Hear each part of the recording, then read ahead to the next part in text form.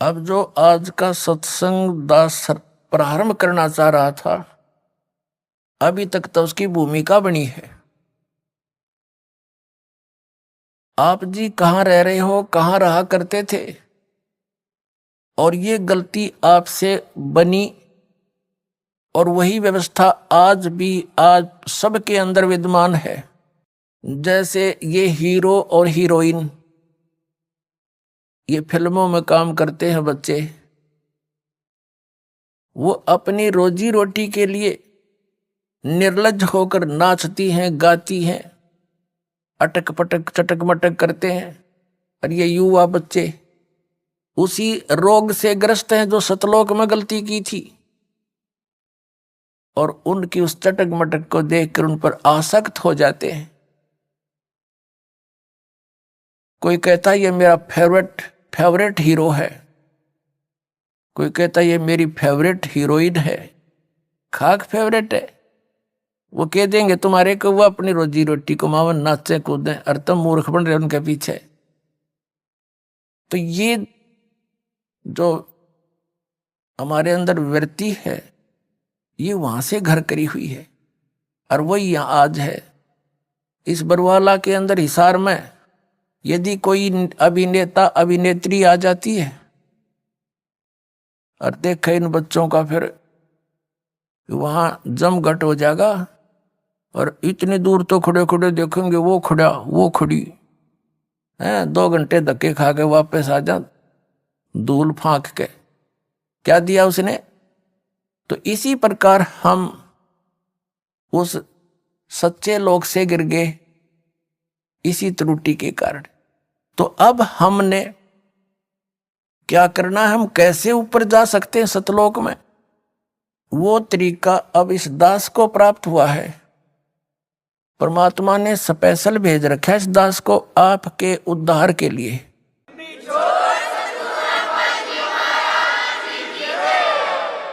उस स्थान पर जहां आप आए हो, जहां से वहां पहुंचाने के लिए, उसके लिए एक तो ये ज्ञान आपके हृदय में फाइनल हो जाएगा जिस दिन कि दास ने जो यह कथा सुनाई है सारी साची है, और है भी साची। लेकिन आप बच्चे हो, आपका कद यह साची समझ में आवेगी, वो बार बार सत्संग सुनोगे, ज्ञान सुनोगे, फिर जो भक्ति विधि आपको बताई जाएगी साधना करोगे, उससे फिर आपके अंतःकरण में जो जितने भी पुराने विकार जमा है वो कम होंगे, और ये जो सत्य है ये आसानी से फिर समझ में आने लग जाएगी। अभी तक तो दास ने ये मौखिक सुनाया सारी कथाएं। अब प्रसंग चला था, आप कहां से आकर के कहां रहने लग गए। अब सदग्रंथों में थोड़ा सा हिंट देंगे, और रात्रि के सत्संग में आपको प्रमाण देंगे। जैसे आप जी ने श्रीमद् भगवत गीता अध्याय नंबर 15 के श्लोक नंबर 1 से लेकर 4 में, वैसे तो पूरा ही अध्याय कंप्लीट यही ज्ञान देता है, लेकिन हमने इस ज्ञान को समझने के लिए इन चंद श्लोकों की ही आवश्यकता है। श्रीमद् भगवत गीता अध्याय नंबर 15 के श्लोक नंबर 1 से लेकर 4 में इसमें क्या कहा है। इसमें गीता अध्याय नंबर 15 के श्लोक 16 और 17 में 3 पुरुष बताए हैं, एक सरपुरुष, एक अक्षर पुरुष, और उनसे हटकर तीसरा जो है वो परम अक्षर पुरुष। परम अक्षर ब्रह्म भी कहो, सरपुरुष कहो चाहे सरब्रह्म कहो, अक्षर पुरुष कहो चाहे अक्षर ब्रह्म कहो, और परम अक्षर पुरुष कहो चाहे परम अक्षर ब्रह्म कहो। पुण्यात्माओं, आज मानव बहुत इंटेलिजेंट है, परमात्मा की दी हुई बुद्धि आपके पास विशेष है, और ये बुद्धि इसलिए विशेष दी है आपको कि आप इस आध्यात्मिक विज्ञान को भी साथ साथ समझ सकें। जो भौतिक विज्ञान के में आपने इतनी बुद्धि लड़ाई है, इसको भी इधर थोड़ा सा डाइवर्ट करें, आपका सदा का झंझट मिट जाएगा। आज हम जिस भौतिक विज्ञान पर आश्रित होते जा रहे हैं, ये तो कुछ भी सांग नहीं। 2 वर्ष वर्षा ना हो, परमात्मा अगर थोड़ी सी हाथ खींच लें अपना, ना विज्ञान रहे ना वैज्ञानिक रहे, भूखे मर टक्कर मार मार कर मर जा सारे, तो क्या है कि खाक विज्ञान है। जो असली विज्ञान है जो दास लेकर आए, इसको समझो।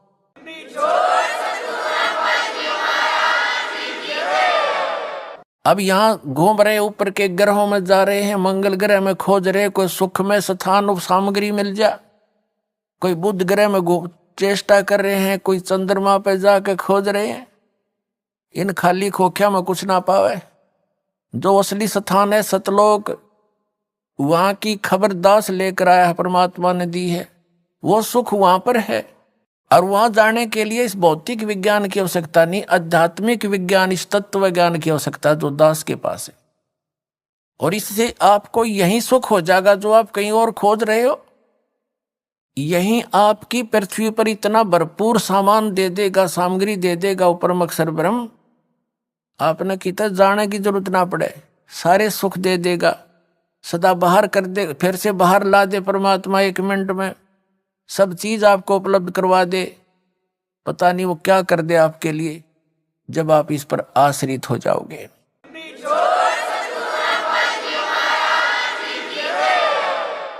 हमने इस ज्ञान को समझने के लिए इस अध्यात्म ज्ञान की आवश्यकता है। जैसे श्रीमद् भगवत गीता अध्याय नंबर 4 के श्लोक नंबर 32 में ये गीता ज्ञानदाता कह रहा कि अर्जुन, जो तूने अभी गीता अध्याय नंबर 4 के श्लोक नंबर 25 से 30 तक जो साधना साधक कर रहे हैं उनकी जानकारी प्राप्त की, और सभी अपनी अपनी साधनाओं को पापनाशक जानते हैं। यदि उनको ये पता लग जावे कि ये साधना ठीक नहीं तो वो त्याग देंगे, लेकिन अभी तक जब तक वो कर रहे हैं पूरे निश्चय से कर रहे हैं कि ये साधनाएं पाप नाश करेंगे और पाप नाश से मोक्ष होगा, पाप नाश होकर ही मोक्ष होगा। चौथे अध्याय के 32वें श्लोक में बताया है कि अर्जुन, इन यज्ञों यानी धार्मिक अनुष्ठानों की जानकारी सच्चिदानंद गण ब्रह्म ने अपने मुख कमल से बोलकर ज्ञान दिया है, उसमें विस्तार के साथ कही गई है, और वो तत्व ज्ञान कहलाता है। उस तत्व ज्ञान से मैं परिचित नहीं हूं, उस तत्व ज्ञान के अंदर पूरी जानकारी है उस सभी साधनाओं की, सभी यज्ञों की, यज्ञ माने धार्मिक अनुष्ठानों की। चौथे अध्याय के 34वें श्लोक में गीता ज्ञानदाता कहता है कि उस ज्ञान को तू तत्वदर्शी संतों के पास जाकर समझ, उनको दंडवत प्रणाम करने से, कपट छोड़कर प्रसन्न करने से वो तत्वदर्शी संत तुझे परमात्म उस तत्व ज्ञान का उपदेश करेंगे। अपने आत्माओं, गीता ज्ञान कौन दे रहा है? आपने आज तक जिससे भी सुना यही सुना है कि श्री कृष्ण जी ने गीता जी का ज्ञान अर्जुन को सुनाया। श्री कृष्ण कौन थे?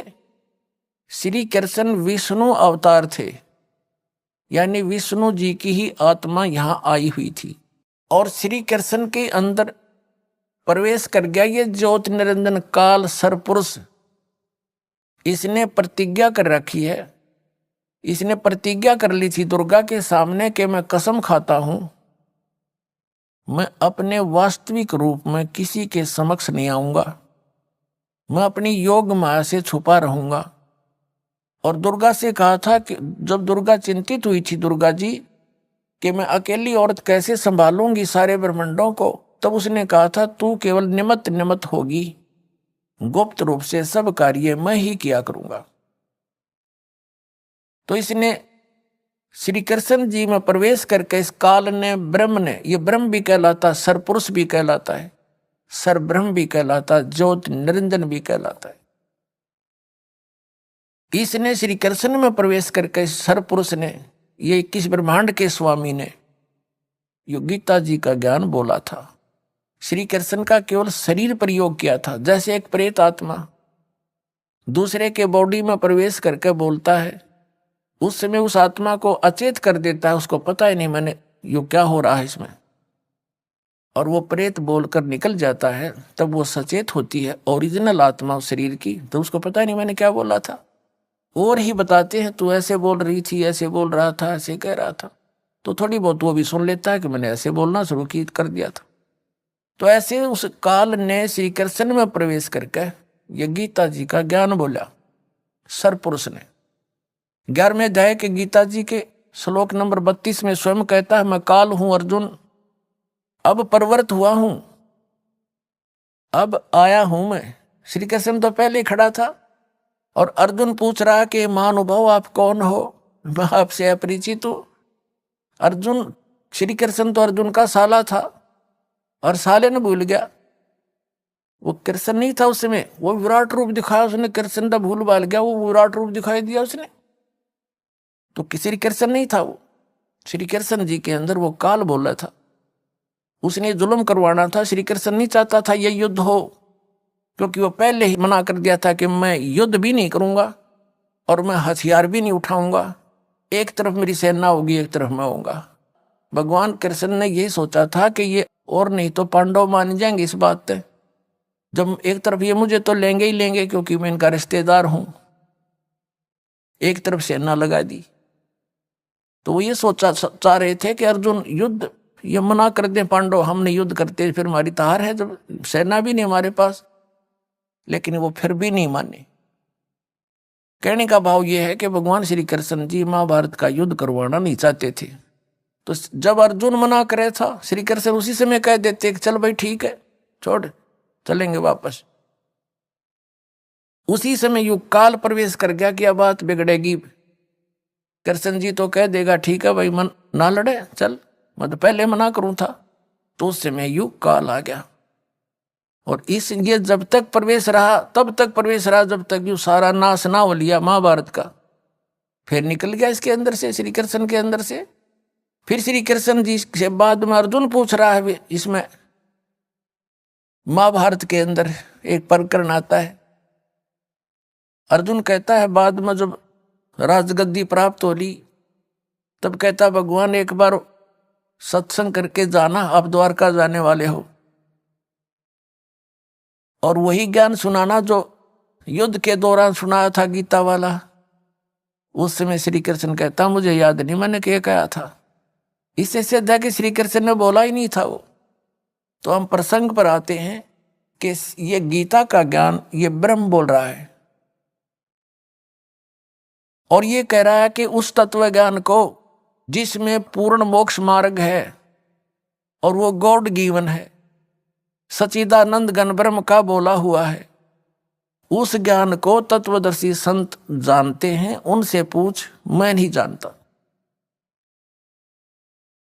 यहां गीता जी के अध्याय नंबर 4 के श्लोक नंबर 32 में अनुवादकर्ताओं ने थोड़ी सी त्रुटि कर दी, क्योंकि जहां इनकी बुद्धि काम करना बंद कर गई, इन्होंने अनर्थ कर दिए अर्थों के।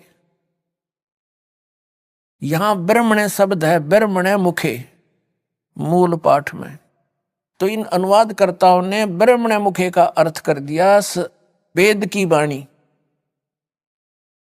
और यही अनुवादकर्ता गीता अध्याय नंबर 17 के श्लोक नंबर 23 में ब्रह्मणे का अर्थ करते हैं सच्चिदानंद घन ब्रह्म। वहां बुद्धि सही काम करेगी, वहां इनका अड़ी नहीं कोई अडांस।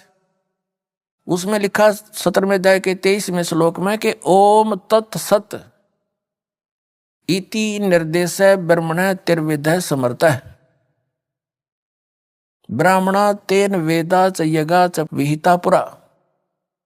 उसका अर्थ क्या बनता है कि उस ब्रह्मण माने सच्चिदानंद घन ब्रह्म के पाने का। ये ओम तत्सत, ओम तो सीधा सरपुरुष का, और तत् है ये अक्षर पुरुष का, और सत है ये परम अक्षर पुरुष का। इन तीनों मंत्रों की मजदूरी करनी है। ये हमारे साधना के इंस्ट्रूमेंट हैं। जैसे हमने जल निकालना है, पृथ्वी में जल है, तो उस जल की हमारा पूज्य तो जल है, और इंस्ट्रूमेंट हमारे जो उसके औजार कौन से हैं? बोकी और पाइप। ये तो 2 अक्षर का मंत्र है सतनाम, जिसमें एक ओम है एक तत् है। और जब पाइप पहुंचगी जल तक तो इनका काम पूरा हुआ। फिर इसके ऊपर हैंडपंप लगाना पड़ेगा। जब वो जल मिलेगा तो सारनाम जो है वो सत, जिसमें इसमें सत नाम से बोला गया है ओम तत् सत में, ये 3 मंत्र हैं। ओम और तत् ये गुप्त है, तत् सांकेतिक है। ये दास बता सकता है इस ब्रह्मांड में, और कोई अधिकारी नहीं इस नाम के देने का।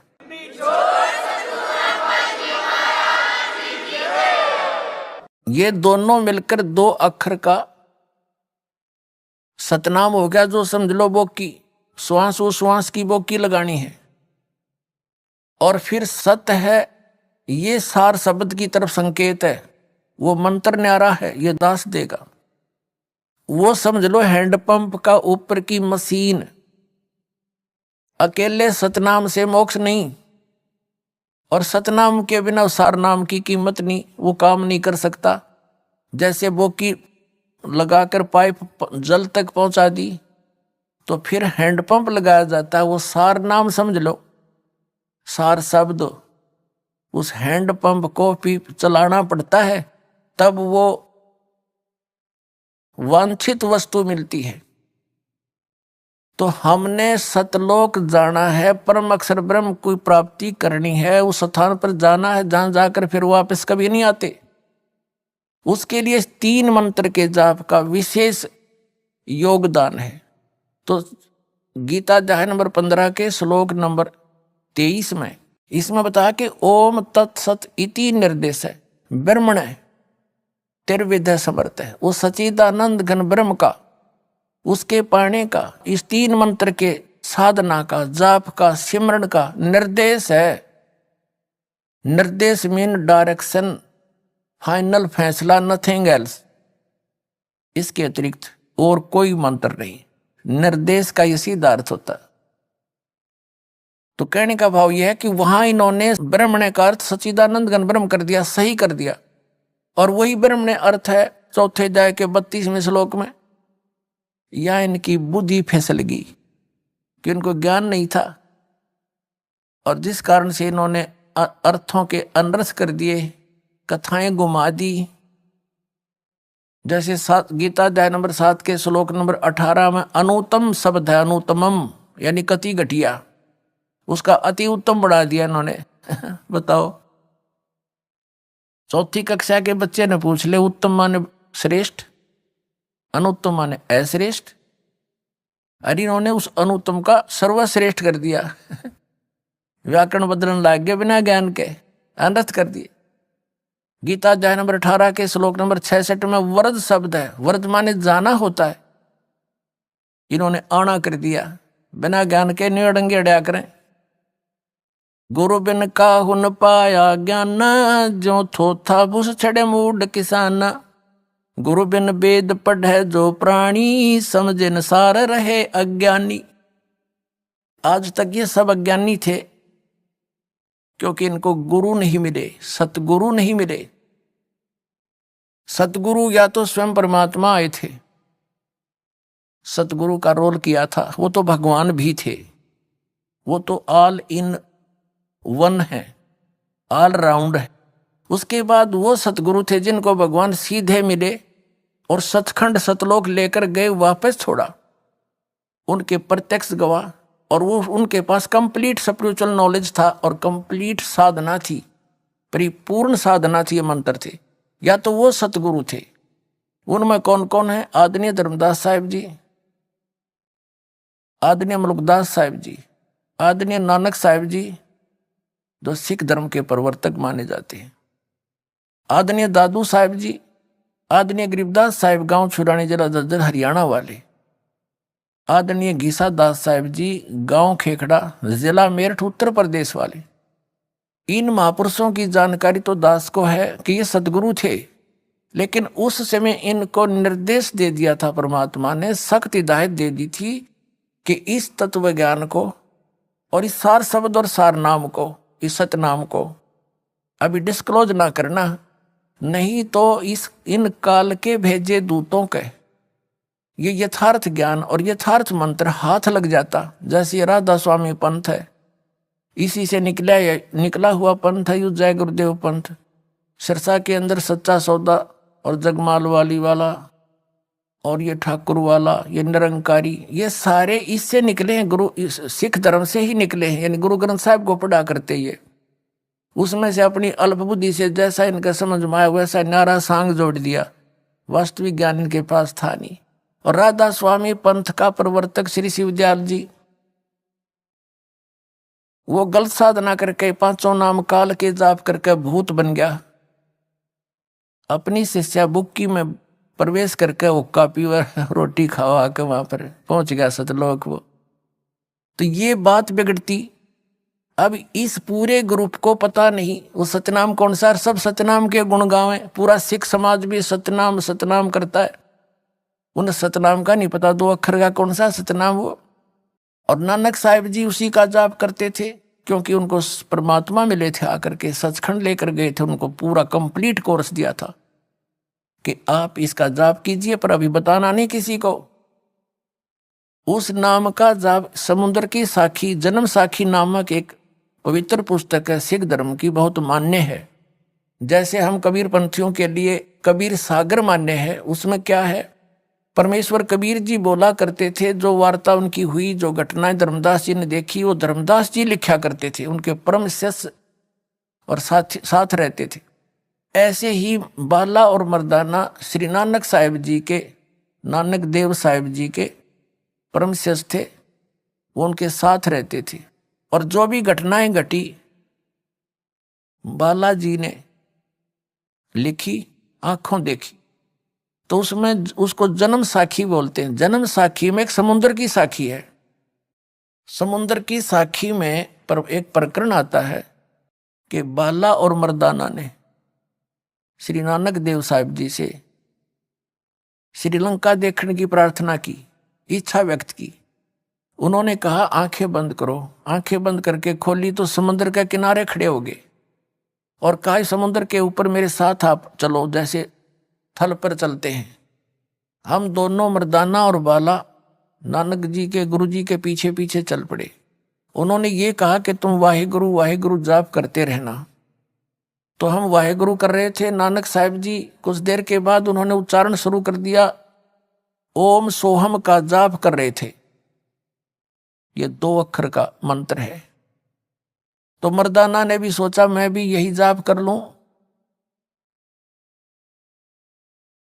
तो मर्दाना डूबने लग गया, वो भी वही जाप करने लग गया नानक जी वाला।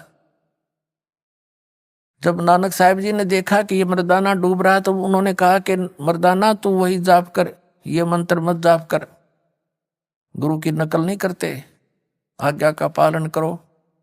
अब वहां झटका भी दे दिया और सार्वजनिक भी कर दिया, आगे के लिए बैन भी लगा दिया कि खबरदार देश का जाप किया था। क्यों? जब स्वयं जाप कर रहे हैं उनको क्यों मना किया?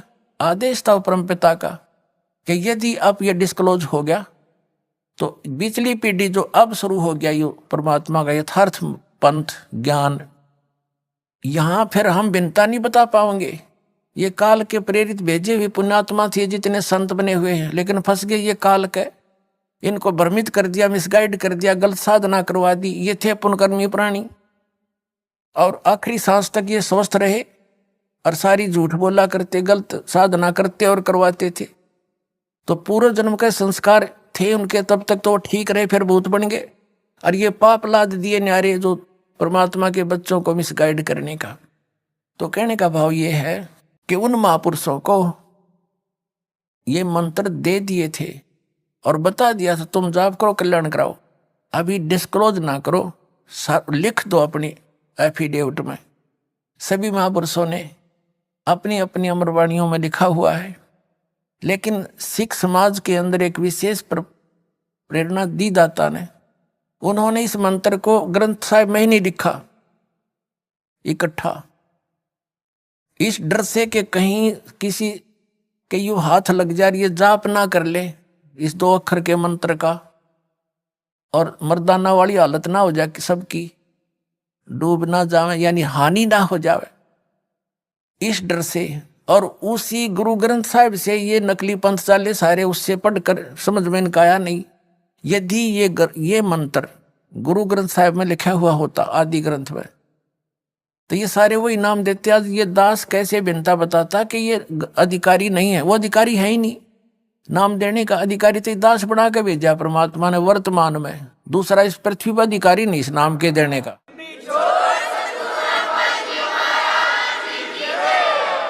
अधिकारी के बिना ये नाम अगर किसी से कोई नकली जो निर्भाग आत्मा होगा दुष्ट इस दास से प्राप्त करके और ये नाम स्वयं देने लग जाए कहीं पर, तो सबसे बड़ा अपराधी है इस पर परमात्मा का इस पृथ्वी पर। तो उसे एक लाभ तो होना नहीं, क्योंकि अधिकारी के बिना, जैसे किसी बालक की अपॉइंटमेंट लेटर है किसी बच्चे का, उस पर 4 लाइन होती हैं। You are hereby appointed for the post of such and such, your salary will be such and these will be term and conditions. वो 4 लाइन होती हैं और उस पर अधिकारी के साइन हो तो वो वैल्यू है, नहीं तो वैलिड नहीं है। अगर कोई उसी तरह के लिख के नो की नो डिटो को फिर अपने साइन कर दे तो उस बच्चे को कुछ नहीं मिलना, वो धोखा दे रहा है। दूसरे शब्दों में, यदि कोई डुप्लीकेट ड्राइविंग लाइसेंस या पासपोर्ट बनाता है, उसमें तो वो ओरिजिनल दिखता है उसको बनवाने वाले को, भोले को, लेकिन वहां पता चलेगा जब उसकी आवश्यकता पड़ेगी तो उस समय फिर कुछ हाथ नहीं लगना, फिर तो सीधा जेल, दुर्गति होनी उस व्यक्ति की। तो वो सबसे बड़े दुष्ट हैं जो इस नाम दास से लेकर स्वयं देने लग जाएंगे। परमात्मा ने तो उनसे कसम दिला दी थी महापुरुषों से, धर्मदास मेरी लाख दुहाई।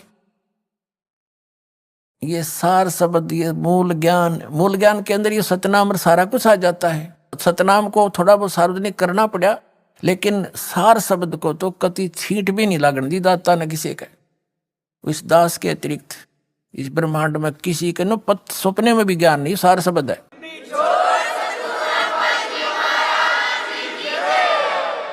तो कहने का भाव ये है कि ये अभी कहते हैं गुरु बिन काहुन पाया ज्ञान, जो थोथा भूस छड़े मूड किसाना, गुरु बिन वेद पढ़े जो प्राणी, समझन सार रहे अज्ञानी। तो इन महापुरुषों को छोड़कर जिनको परमात्मा सीधे मिले थे वो तो सतगुरु थे, और सतगुरु नहीं थे इस पृथ्वी पर, इस दास के अतिरिक्त वर्तमान में नहीं है। अब दया करी है दाता ने, तो उन महापुरुषों ने अपने सब्र की घूंट पी, परमात्मा के आदेश का पालन किया। ऋग्वेद मंडल नंबर 9 सूक्त नंबर 86 मंत्र 26 और 27 में, ऋग्वेद मंडल नंबर 9 सूक्त 82 के मंत्र 1, 2, 3 में, ऋग्वेद मंडल नंबर 9 सूक्त 20 मंत्र 1 में, ऋग्वेद मंडल नंबर 9 सूक्त 94 के मंत्र 1 में, ऋग्वेद मंडल नंबर 9 सूक्त 95 के मंत्र 2 में, ऋग्वेद मंडल नंबर 9 सूक्त 96 के मंत्र 16 से 20 में, और अनेक स्थानों पे यह स्पष्ट प्रमाण है कि वो परमात्मा सतलोक में रहता है। और सतलोक के भी तीसरे पृष्ठ पे, तीसरे भाग में, वह 3 डिवीजन है, 3 विभाग है सतलोक के, 3 हिस्सों में है। तो सबसे ऊपर के स्थान पर रहता है, वहां से चलकर आता है, वहां पर एक बहुत बड़े सिंहासन पर विराजमान है, राजा के समान, सिर पर मुकुट है, छत्र है, और वहां से गति करके आता है, चलकर आता है सशरीर। और यहाँ पर अच्छी आत्माओं को जो दृढ़ भक्त होते हैं उनको मिलता है, और ये यथार्थ ज्ञान बताता है। और वो इस पृथ्वी के ऊपर कवियों जैसा आचरण करता है। वो होता तो है भगवान, लेकिन कवियों में से भी एक प्रसिद्ध कवि की भी उपाधि प्राप्त करता है। तो who is God? Kabir is God, जिसने ये लीलाएं की है। तो सतलोक से चलकर आता है, दृढ़ भक्तों को मिले। उन दृढ़ भक्तों में से आपको बताया कि ये महापुरुष जो उनके सीधे संपर्क में आए वो सतगुरु थे, और उनको सख्त हिदायत दे दी थी कि अभी इसको डिस्क्लोज ना करना। तो पुण्यात्माओं, आज ये नाम और यही ज्ञान यदि इन दूसरे पंथों वालों के पास होता, अधिकारी तो ये थे नहीं, और भोली आत्माओं को ये फिर भी ये नाम जाप करते हुए भी नरक में जाते और यही काल के जाल में रह जाते। तो वही पुण्यात्माएं जो भगवान को चाह रही थी, 600 वर्ष पहले परमात्मा आए थे स्वयं, और एक लीला की थी, प्रत्येक युग में करते हैं। सतलोक से चलकर आते हैं, शिशु रूप धारण करते हैं, कमल के फूल पर सरोवर में आकर के विराजमान होते हैं। वहां से उनको निसंतान दंपति उठा ले जाते, फिर वहां परवरिश उनके घर होने से उसी माहौल में उसी कुल के माने जाते हैं, और कंवारी गायों से उनके दूध की परवरिश, दूध पान होता है, कंवारी गायों से उनकी परवरिश की लीला होती है। यह ऋग्वेद मंडल नंबर 9 सूक्त 1 मंत्र 8 और 9 में स्पष्ट किया है कि परमात्मा 3 सतिथि में सभी का धारण पोषण करता है। एक सतिथि में सतलोक में रहते हैं, उनका करोड़ सूर्य मिला दे करोड़ चंद्रमा, ऐसे एक रोमकूप की शोभा है, प्रकाश है। और अन्य रूप हल्का तेज पुंज का हल्का रूप बना करके एक साधु महात्मा के रूप में आते हैं, जब चाहे किसी महापुरुष को कहीं प्रकट होकर मिल जाते हैं। और एक रूप में वो एक प्रत्येक युग में शिशु रूप धारण करके वो ऐसी लीला करते हैं, धीरे धीरे बड़े होते हैं। तो बचपन में उनके परवरिश की लीला कंवारी गायों से होती है। और वो कबीर साहब की 600 वर्ष पहले उनकी जीवनी में लिखा है कि उस परमेश्वर ने 25 दिन के हो गए थे, कुछ खाया पिया नहीं, मुंह बोले मात पिता नीरू नीमा, जो जल से कमल के फूल से उठा कर लेकर गए थे। वो चिंतित हुई, फिर परमात्मा ने दया बख्शी, उनको प्रेरणा दी, क्योंकि वो पहले शिवजी भगवान के उपासक थे। फिर उनको जबरदस्ती मुसलमान बना दिया गया था, तो भगवान शिव को याद कर रहे थे, फिर भी मुसलमान होते हुए भी हृदय से शिव को नहीं भूल पाए थे। तो कबीर परमेश्वर की प्रेरणा से शिव जी आए शिवलोक से साधु रूप बना के। फिर परमात्मा कबीर जी ने नवजात शिशु के रूप में उनकी गोदी में, शिव जी की गोदी में आकर के उन्हें गोदी में लिया। तब कहा कि इनको कहो कंवारी गाय लावे, उस पर आप आशीर्वाद देना, तब मैं दूध पीऊंगा। ऐसा ही किया गया। तब कबीर साहब की लीला कंवारी गायों के दूध से हुई थी। यही ऋग्वेद मंडल नंबर 9 सूक्त नंबर 1 मंत्र 9 में स्पष्ट किया है कि वो परमात्मा जब शिशु रूप धारण करके आता है, उसके परवरिश की लीला कंवारी गायों से होती है। थोड़ी सी झलक देता हूं। अपने आत्माओं, हमने अध्यात्म ज्ञान समझना है। आप विद्यार्थी हैं, दास टीचर है, एक रोजगार रोजी रोटी के लिए हम अपने बच्चों को 16, 17, 20 वर्ष तक फ्री कर देते हैं कि तुम पढ़ो, शिक्षा ग्रहण करो। फिर उनको क्या मिलता है? 2 टूक मिलते हैं, और वो भी मृत्यु हो जाए तो वो सारा कुछ करा भी रह गया। और अब आपको क्या मिलेगा? आपको कहते हैं यहाँ का किया हुआ आपको सतलोक में सुख मिलेगा, जो आप यहाँ साधना पढ़ाई करोगे। तो इसके लिए आप जी ने कुछ समय देना पड़ेगा भगवान के लिए, और समय वो देगा जिसके आप पक्की समझ में आ जाएगी। जैसे हमने अपने बच्चों को 20 वर्ष दे दिए, ये पक्की जचगी हमारा कि ये पढ़ेगा तो कुछ प्राप्त करेगा, तो नो डाउट एक रूटीन सा बन गया फिर सबका।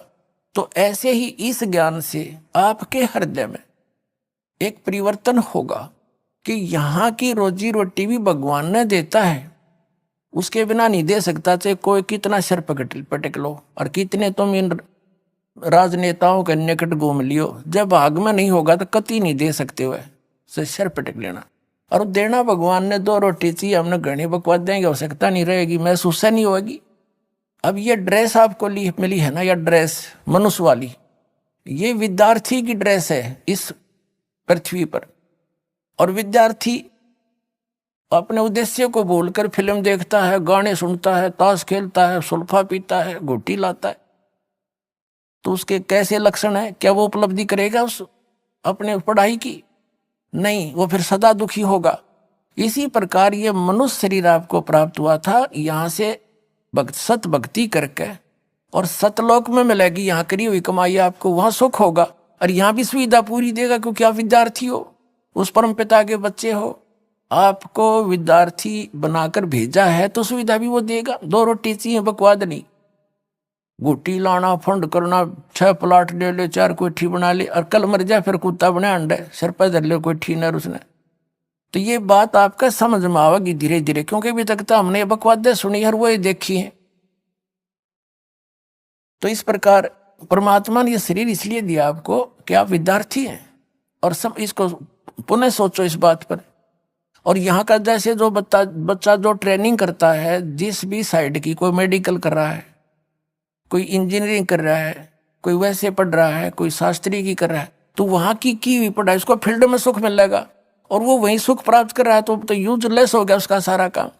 तो आप जी जो यहाँ सुख ढूंढ रहे हो, MLA MP मिनिस्टर मंत्री बन के या यहाँ कोई कार कोठी बनाने में ही जुटे रहते हो, आप उद्देश्य भूल चुके हो अपना। अब फिर याद करो।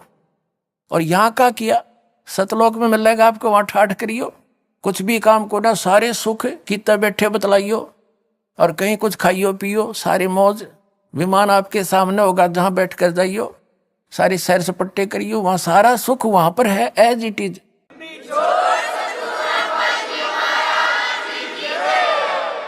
ये नकली पंथ बताया करते सतलोक में प्रकाश ही प्रकाश है, आत्मा उसमें जाकर मिल जाती है जैसे बूंद समंदर में। इन खक देखा वहां पर। तो परमात्मा ने दया करी थी धर्मदास मेरी लाख दुहाई, ये मूल ज्ञान है। मूल ज्ञान तो सारा ज्ञान जो दास आपको बता रही है वो असली ज्ञान। कहीं बाहर न जाई, मूल ज्ञान बाहर जो पढ़ी, बिचली पीढ़ी हंस नीते रही। और मूल ज्ञान को तब तक छुपाई जब तक ये 12 पंथ मिट जाई। अब ये जितने भी पंथ थे ये सब मैच्योर हो लिए, इन्होंने जो ज्ञान देना था दे चुके हैं, उन्हीं को रिपीट कर रहे हैं उनके और उत्तराधिकारी। और अनुयायियों को पता है ये क्या ज्ञान देते हैं। अब इस तत्व ज्ञान के सूर्य की रोशनी में अब वो ऐसे छुप जाएंगे जैसे उनका अस्तित्व ही नहीं रहेगा। तारा मंडल बैठे कर ये चांद बड़ाई खावे, उदय भया जब सूरज का स्यों तारों छुप जावे। और ज्ञान सब ज्ञानेड़ी यू कबीर ज्ञान सो ज्ञान, जैसे गोला तोब का अब करता चला मैदान।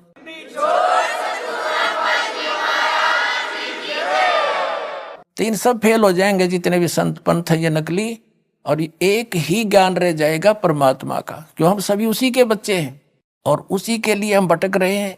गुरुओं के पास उसी के लिए गए, हमने धर्म भी भगवान पाने के लिए ही अलग बनाए।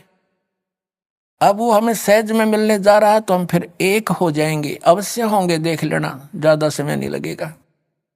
अब क्या है जो प्रसंग उस पर आते हैं कि उस परमात्मा की पहचान होना अनिवार्य है कि वो परमात्मा कौन है, कैसा है। और जहां हम जाने के लिए मोक्ष प्राप्त करके वहां जाना चाहते हैं वो स्थान कैसा है। कोई न हो वहां तो प्रकाश ही प्रकाश, आत्मा उसमें अमर आनंद लेती है। खाक आनंद लेगी जब उसमें बूंद समंदर में मिल गई है, या बड़ा बूंद की तरह घूम डोट डोट डोट से क्या आनंद होया। वो प्रमाण कहाँ है। दास जो बता रहा है उन महापुरुषों ने देखा जिनको वापस छोड़ा गया था, उनके द्वारा बताए गए उस आंखों देखे विवरण से परिचित करा रहा है कि वहां उन महापुरुषों ने ये बताया है। और ये लिखा हुआ सदग्रंथों में कबीर पंथी पहचान सके नहीं सब निराकार बतावे, चेतन ही चेतन है, भगवान वहां निराकार है। तो इन्होंने क्या देखा, ये झूठे हैं, अनुभवहीन हैं, इनकी वहां तक पहुंच नहीं हुई, ये सब झूठ बोल रहे हैं। तो आप जी ने स्वयं सोचना है और जानना पड़ेगा और फिर यहाँ आकर कल्याण कराओ। अब जो प्रसंग चल रहा है कि भगवान कौन है, जिसने वेदों में जो लिखा है विशेष, वैसे तो ये विश्व के ग्रंथ है, पवित्र चारों वेद, पवित्र श्रीमद् भगवद गीता, ये पवित्र 18 पुराण, ये उस समय लिपिबद्ध किए गए थे जिसमें कोई मजहब धर्म नहीं था। ये विश्व ग्रंथ है, लेकिन इनमें इनकम्प्लीट नॉलेज है, कंप्लीट नहीं है। कंप्लीट ज्ञान तो परमात्मा ही आकर देता है, अपने मुख कमल से बोलता है, यही तो वेद बताते हैं। और यही पवित्र गीता अध्याय नंबर 4 के श्लोक नंबर 32 में कहा कि वो सच्चिदानंद घन ब्रह्म की वाणी में यानी वो परमात्मा स्वयं आकर अपने मुख कमल से बोलता है, उसमें विस्तार से लिखता है, बोलता है, और वो लिखे जाते हैं। वो तत्व ज्ञान है, वो केवल तत्वदर्शी ही बता सकते हैं, और उनके पास नहीं हो सकता। तो तत्वदर्शी ये दास है पुण्यात्माओं आज पूरे विश्व में, ये सत्कर मान लियो।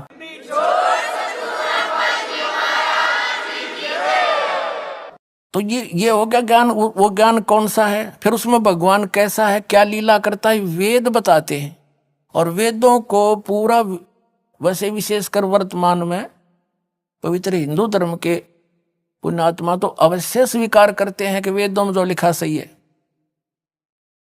बाकी अन्य धर्मों के लोग भी वेदों को मानते सही हैं, वो स्वयं उसका पढ़ नहीं रहे, उसका अध्ययन नहीं करते, वो अलग बात है। अब देखो वेद क्या बताते हैं, एक विशेषता और देखो कमाल मालिक का। ये जितने भी आर्य समाज के आचार्य हैं या महर्षि दानंद जो आर्य समाज प्रवर्तक कहा जाता है, वो खुद तो मानते हैं परमात्मा निराकार है, वहां पर परमात्मा कहीं एक स्थान पर भी नहीं रहता। इनकी अपनी धारणा, अपना अनुभव है जो वेदों के विपरीत है, और वो वेदों को सही भी मानते हैं कि वेदों में जो लिखा वो फाइनल है, सही है, और वेदों का अनुवाद भी स्वयं कर रहे हैं। देख कमाल कुदरत का, कैसी दया करी आपके ऊपर। यदि इन वेदों का अनुवाद ये रामपाल दास करता तो ये टांग अड़ा देते यार, ये समाज के आचार्य कि रामपाल के जाने संस्कृत ने झूठ बोला है। इसी दया बख्शी दाता ने इन इंजीनियरों द्वारा ही करवा दिया अनुवाद, इनका पता भी कोई ना, मैंने लिख के दिया। परमात्मा ने कहा कि चोर चुरावे तू बड़ा, और गड्ढे पानी में वो गड्ढे हुआ ऊपर आवे नो, सच्चाई छनी ना। सच्चाई को दबाया नहीं जा सकता, मिटाया नहीं जा सकता, कुछ दिन दबाया जा सकता, 13 दिन दबा दी इन्होंने। अब देखो वो आर्य समाज के लोग जो परमात्मा को निराकार मानते हैं और एक देशीय नहीं मानते, और वेदों को सत्य मानते हैं। अब वेद क्या प्रमाण देते हैं, अपने आंखों से पढ़े हैं। ये है ऋग्वेद मंडल नंबर 9, 10 इकट्ठा ही अनुवाद है। प्रकाशक है सार्वदेशी कार्य प्रतिनिधि सभा, महर्षि दानंद भवन, रामलीला मैदान, नई दिल्ली 2। ये आर्य भाषा भाष्य है। Prince offset printers 1510 Pataudi house, Daryaganj, नई दिल्ली से। और ये प्रथम ही सूक्त है, ये प्रथम सूक्त है। और ये प्रथम मंत्र में आप देखिएगा, इसमें लिखा है सोम माने हे परमात्मा। यह परमात्मा के विषय में चल रहा है इनका जानकारी। ऋग्वेद मंडल नंबर 9 सूक्त नंबर 1 मंत्र नंबर 9 में यह स्पष्ट कर दिया है।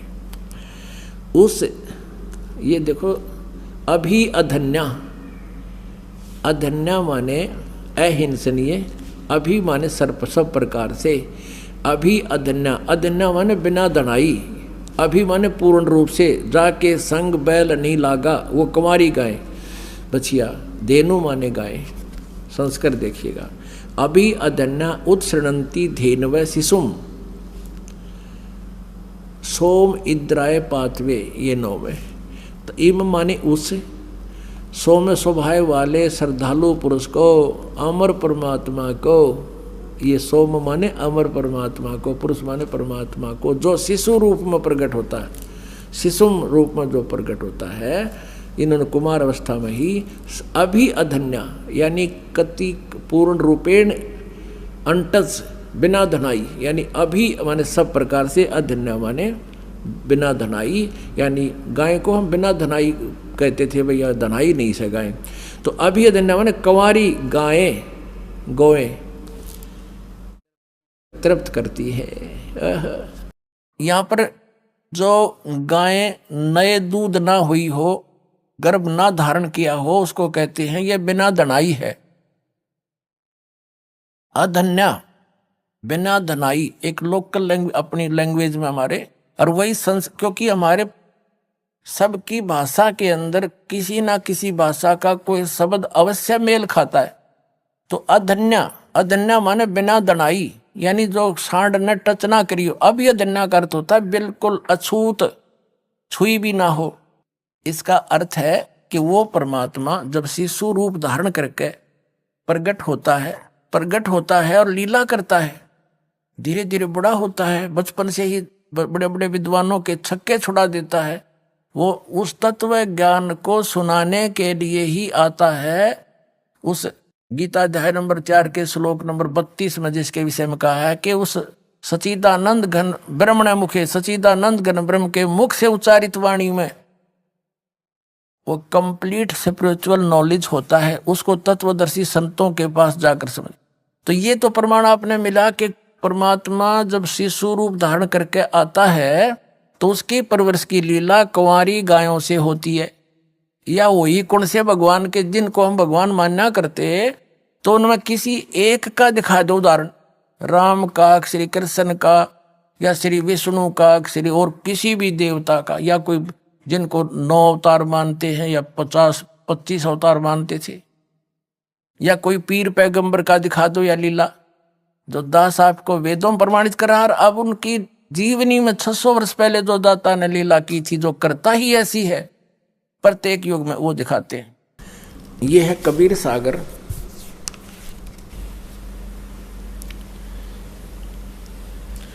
खेमरा श्री कृष्ण दास प्रकाशन बंबई। कबीर सागर ज्ञान सागर प्रथम खंड कबीर पंथी भारत पथिक स्वामी युगलानंद विहारी द्वारा परिष्कृत। मुद्रक एवं प्रकाशक हैं खेमरा श्री कृष्णदास, अध्यक्ष श्री वेंकटेश्वर प्रेस, खेमरा श्री कृष्णदास मार्ग मुंबई। इसके देखिएगा 74 पृष्ठ पे ज्ञान सागर।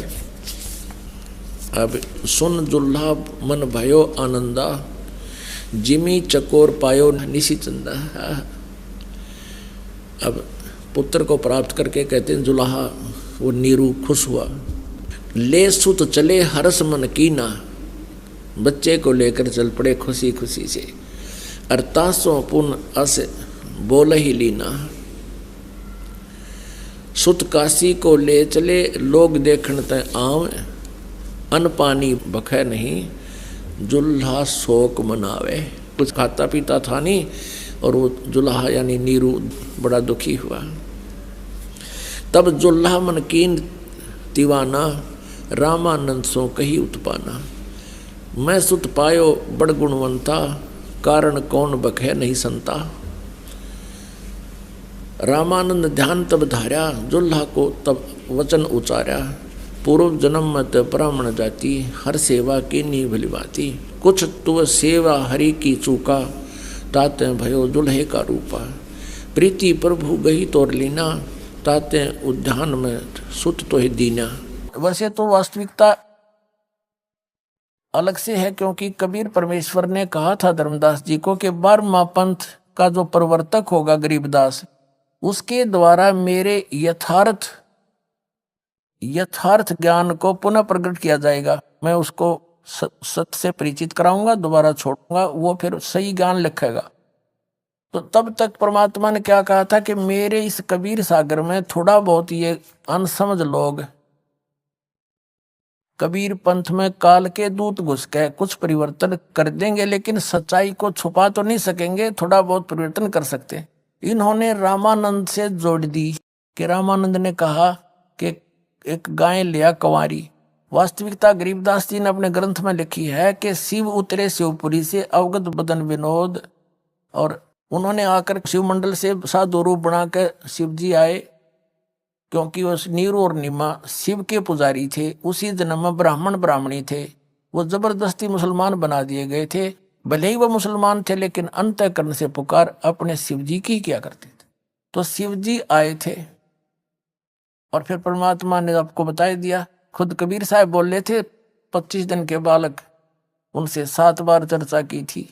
उससे कहा था कि इनको कहो कुंवारी गाय ले आवे, आप उस पर आशीर्वाद रख देना, वो दूध देगी, वो पिया करूंगा, और वो देती ही रहेगी, फिर ब्याह नहीं की कभी भी, ना नए दूध होगी, और वैसे दूध देती रहा करेगी। उसके बाद दूसरी शुरू हो जाएगी ऐसे। अब देखिएगा, तो इन्होंने जैसे तैसे हमने सच्चाई से परिचित होना है, जैसा भी है। देखिए कि इनके अनुसार क्या है, रामानंद ने कहा कि तुम पहले ब्राह्मण थे, पिछले जन्म में तुमने कोई गलती कर दी भगवान की भक्ति में, इस कारण से तू धानक बन गया, दुल्हा बन गया, और तेरी प्रीति को देख करके भगवान ने तुझे जंगल में लड़का दे दिया, बच्चा दे दिया। वो तो जैसे इनकी सोच है, हमने सिर्फ उस निष्कर्ष पर पहुंचना है कि वो लीला कैसे हुई थी उस परमात्मा की। अब ये क्या कहता है नीरू जुलाहा, हे प्रभु जस कीनो तस पायो, आरत हो तो दर्शन आयो, सो कहिए उपाय गुसाई, बालक अक्षुदावंत कुछ खाई। ये भूखा है कुछ खावा, इसी तरीका बताइए। अब देखो इन कबीर पंथियों ने जो गलतियां की हैं स्पष्ट है। यहाँ नीरू लिखना था, नूरी लिख रखा है, नूरी वचन, ये नीरू वचन है। तो यूं गलती होगी इनसे, और फिर उस गलती को सुधारने के लिए परमेश्वर ने अपनी प्यारी आत्मा आदरणीय गरीबदास साहिब जी को सचखंड से ले जाकर वापस छोड़ा। उन्होंने फिर उसकी पूर्ति कर रखी है। सन 1727 में परमात्मा मिले थे गरीबदास साहिब जी जब 10 वर्ष के थे। और उसके बाद गरीबदास जी के ग्रंथ में एक मात्रा की भी गलती कोई नहीं कर सकता। एक ने कोशिश की थी थोड़ी सी परिवर्तन करने की, गरीबदासी साधु ने, उसको अधरंग मार गया। तो सबको डर हो गया कि इसमें बिंदी भी मत हटा दिए, उसकी ये दशा हो जाएगी, नहीं तो ये अपनी जीव संज्ञा में इसमें भी काल के दूत गड़बड़ कर जाते। गरीबदास पंथ से दास निकल कर आया, उनकी पूरी हिस्ट्री से परिचित है। तो उसमें उन्होंने जरा सा भी परिवर्तन नहीं किया। तो उस दास के पास है आज वो सारा यथार्थ ज्ञान, और इनसे मेल खाता है। जो उससे इसमें कुछ गड़बड़ है इससे शुद्ध हो जाएगी। तो इस प्रकार ये श्रेष्ठ ज्ञान मक्खन काट गए और 2 बार ताके देसी घी बना दिया आपके लिए।